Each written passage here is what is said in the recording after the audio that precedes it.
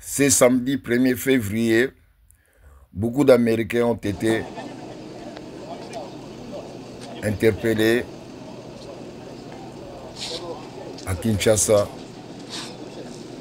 en possession des armes. Ils sont venus de la République du Congo-Brazzaville. Donc les autorités de la République démocratique du Congo, Kinshasa, viennent d'annoncer ces messages. Une enquête approfondie est en cours. Bon dimanche, c'est 2 février 2025. Partout où vous êtes, les personnes conscientes. Merci.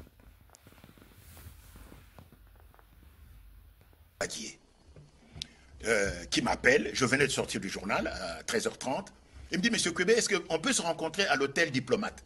N'est-ce pas, non, est de l'hôpital de Kintambo. Je m'y rends, je vois un monsieur grand, 2 mètres et quelques, un tout petit pur jus. Il me dit, Monsieur Kwebe, ça fait 2 semaines que je suis ici, à Kinshasa. J'attends d'être reçu par le président fondateur, ce n'est pas Mobutu. Et je suis les informations. Je me rends compte, Kwebe, que c'est vrai, vous êtes un excellent journaliste. Mais excusez-moi, mais vous ne savez pas de quoi vous parlez quand vous parlez du Kivu. Vous ne savez pas de quoi vous parlez.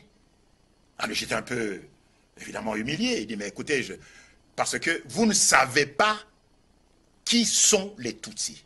Vous ne savez pas, moi je suis Tutsi, dit-il. Je peux remonter l'arbre généalogique de ma famille jusqu'au XVIIe siècle. Je sais qui était mon arrière-arrière-arrière-grand-père jusqu'au XVIIe siècle. Eh bien, moi j'étais gouverneur de Muramvia, n'est-ce pas? C'était le bras droit de Ndadaye, le président qui a été assassiné.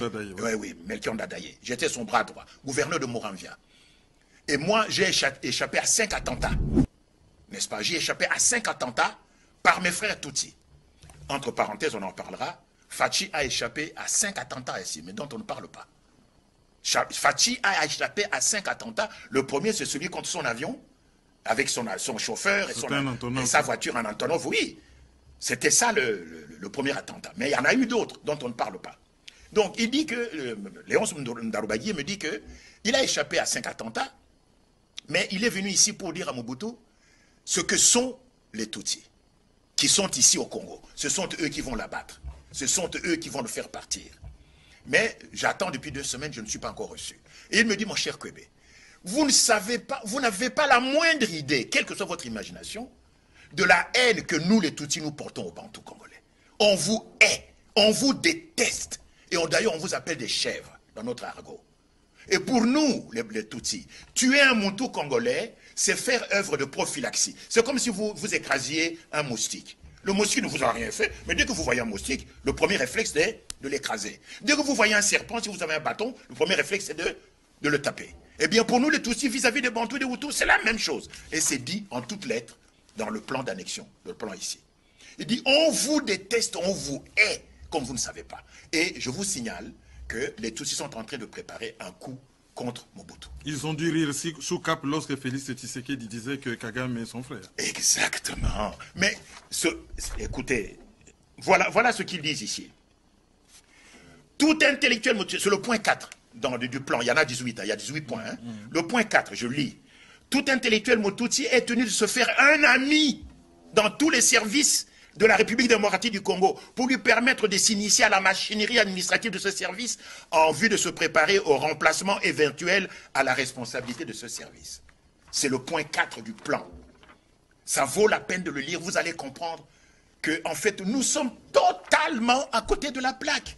Nous n'avons pas la moindre idée du péril majeur qui plane au-dessus de nos têtes, de l'épée de Damoclès qui est suspendue au-dessus de nous depuis le 6 août 1962. Et nous, qu'est-ce qu'on fait? On organise des élections.